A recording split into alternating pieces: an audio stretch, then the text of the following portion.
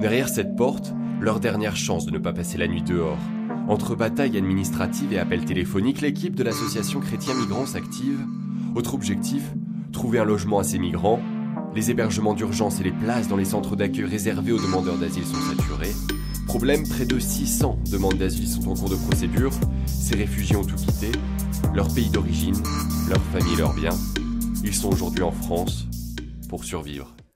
Ce soir-là, 2 familles vont dormir dans le couloir. C'est aussi le cas de Diakité Mohamed Ali, 17 ans. Il est arrivé il y a 3 semaines en provenance de Côte d'Ivoire. 3 semaines qu'il dort dehors. 8 à 10 femmes qui dorment ici. Maintenant, les garçons se débrouillent. Bon, souvent, il y a d'autres qui, 115 les prennent. Tantôt, souvent, il n'y a pas de place. On appelle, bon, il n'y a pas de place. On dort ici. Dans la semaine, peut-être 115 peut nous prendre une fois. Puis les autres 6 jours, on dort ici. Tous les soirs, je suis là. Je passe la nuit ici. Je passe la journée ici. Je passe le petit matin ici. Quand on voit la France à la télé, on se dit que oui, c'est tout. Mais la réalité du terrain, c'est pas ça. Hein. Pas ça. Pas ça. Très loin. Comme Diakité, ils sont une cinquantaine à venir chaque jour pour chercher l'aide de chrétiens migrants, en majorité des Africains. Olaï Nyang a 35 ans, elle est enceinte de 8 mois. Pour 2 raisons, j'ai quitté mon pays, le Sénégal. On a voulu me donner un mariage forcé à un homme de 60 ans que je ne voulais pas. Mais comme il était très riche et influent, la famille ne pouvait pas dire non. J'ai tout fait pour refuser ce mariage, mais à chaque fois, mon père me disait « Tu dois m'écouter, je suis ton père, c'est moi qui décide. » Donc je lui ai dit « Non, je ne veux pas t'obéir sur ce sujet-là. » Et quand je me suis mariée avec lui, je ne voulais pas coucher avec lui. Comme j'étais excisée, on a dû appeler deux vieilles pour me déchirer le vagin pour pouvoir coucher avec cette dame. Son dossier a rejoint les centaines d'autres stockés sur ses étagères. Rosemary est bénévole, présente 5 jours sur 7, elle ne compte plus ses heures. Mais un problème persiste, le manque d'argent. On fait un appel à dons plusieurs fois par an. Donc il y a des gens qui envoient des chèques, ça peut être des gros, mais ça peut être 10 €, 20 €, 50 €. Sachant qu'une chambre d'hôtel, ça nous coûte 46 € la nuit. Bon, c'est vrai, comme hier soir, un couple qui arrive d'ailleurs avec un bébé de 8 mois sur les bras, bon, on va prendre une chambre d'hôtel pour la nuit. Non-assistance à personne en danger, c'est une loi en France qui existe. Donc moi, si je vois les gens en train de mourir, là, non-assistante à personne en danger, on peut m'accuser. Par contre, la DAS m'accuse de faire venir les gens et de les aider. Même la préfecture me dit, mais vous les aidez. Donc si vous les aidez, ils vont venir. Donc il faut que je les laisse mourir. Pour eux, il faut les laisser mourir. Comme ça va décourager les autres de venir. Mais ils s'en foutent. Les gens qui montent dans les bateaux et qui se noient, ils savent qu'ils vont se noyer. Ils savent qu'ils vont se noyer. Mais ils montent quand même. Ils sauvent leur peau malgré tout. Vous les arrêterez pas. Ils fuient la misère, ils fuient la mort. Pour certains, c'est la mort. Donc, ils n'ont plus rien à perdre. Hein. Yaya Ménoir est lui aussi bénévole depuis 5 ans. Parlant couramment arabe, il assure les traductions. J'étais un jour de passage et par curiosité, j'ai vu Rosemary. On a discuté un petit moment. Et là, j'ai été vraiment conquis pour faire ce travail-là. On le fait bénévolement. Notre travail est surtout axé sur l'administration. On aide les gens dans leurs papiers, dans leurs demandes d'asile. Il faut dire que les résultats sont vraiment minimes par rapport aux efforts qu'on fait, surtout avec l'OFPRA. Les gens, surtout les demandeurs d'asile, dans une situation assez pénible, à partir du moment où ils sont déboutés, ils n'ont plus rien, ils n'ont ni papier, ni abri, ni quoi que ce soit. Face à l'arrivée croissante d'immigrés à Tours, la préfecture d'Indre-et-Loire est débordée et les hébergements d'urgence sont saturés. À Tours, par rapport à la situation, le nombre de places de CADA n'est pas suffisant, mais nous avons récemment lancé un appel à projet qui a ouvert 21 places qui vont être ouvertes là à compter du 1er janvier, pour justement essayer d'améliorer la situation des demandeurs d'asile en cours de procédure qui se trouvent à la rue. Il y a à peu près 120 à 150 appels quotidiens au 115. Il y a à peu près, aujourd'hui, entre 40 et 50 impossibilités de prise en charge de gens qui demandent une solution, notamment d'hébergement. Pour s'héberger, peu de choix s'offrent aux migrants.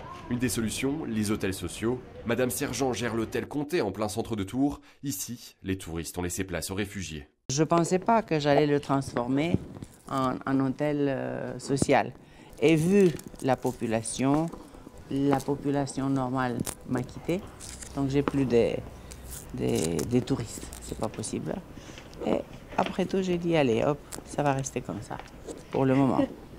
Qu'est-ce que ça vous fait d'avoir le statut d'hôtel social? Oh, ça me fait plaisir pour m'occuper des gens qui ont des problèmes.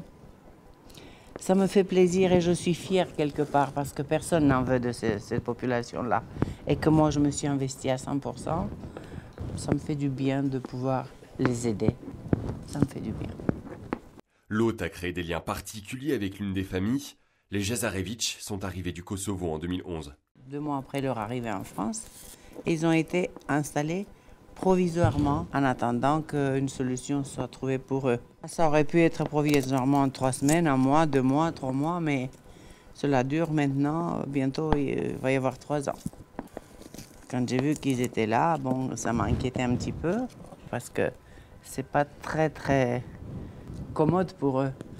Pour manger, pour laver leur linge, pour les devoirs des enfants également. J'ai vu qu'ils étaient assez assidus pour les enfants. Ils les accompagnaient tous les matins, qu'il pleut, qu'il neige. Ils se dispersent, papa là-bas avec 2, maman là-bas avec 2. C'est des gens qui méritent d'être aidés. Voilà. Menacés de mort, les Jazarevitch n'avaient pas d'autre choix que quitter leur pays. Leur voyage dans un camion a duré 3 jours, avec à bord les 8 membres de la famille, dont un bébé. Aujourd'hui, malgré la misère dans laquelle ils vivent, à Tours, ils se sentent en sécurité.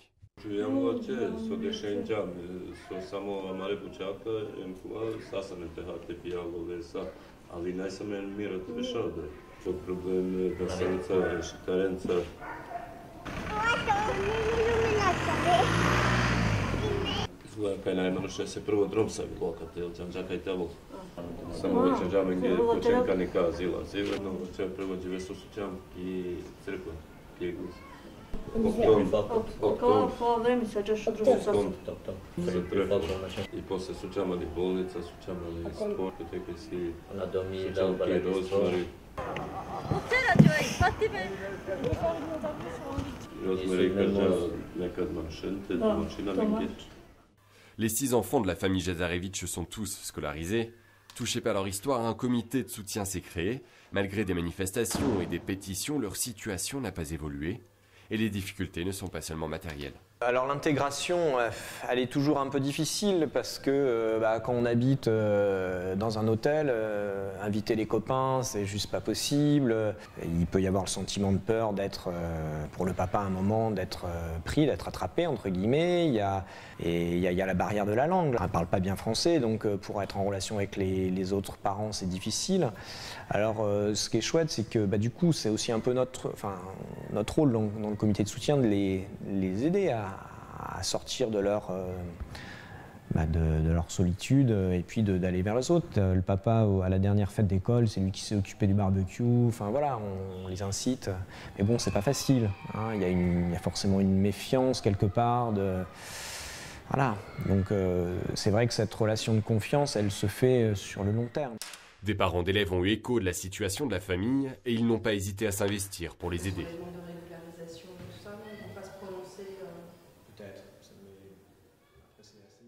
Je me suis mis à la place de cette famille-là, avec ses enfants déracinés, pas de possibilité de retourner chez eux et mal accueillis ici. J'aurais pas aimé que ça m'arrive avec mes enfants. On a été voir la famille là où ils sont logés. Moi, je les ai aidés par rapport à leur lessive, puisque dans les conditions où ils sont, ils n'ont pas de matériel électroménager. Après, il y a des moments où ils ne répondent pas parce que je pense que c'est compliqué aussi. C'est des gens qui ont beaucoup de dignité, donc c'est pas évident non plus pour eux d'accepter de l'être comme ça parce qu'ils voudraient avoir le droit de travailler, de vivre comme tout le monde. Donc ils sont pas, ils tendent pas la main et je pense que des fois c'est compliqué pour eux. On ne voit pas d'évolution au niveau des administrations, on ne voit pas de réaction de leur part. Après, si on n'y croyait pas, on ne le ferait pas. Donc on espère toujours qu'ils vont réagir et comprendre la situation dans laquelle se trouve cette famille. Les conditions de logement dans lesquelles ils sont avec tous leurs enfants et que malgré tout ça, c'est des enfants qui viennent à l'école, qui travaillent, qui font tout pour s'intégrer alors que nous, on ne les aide pas.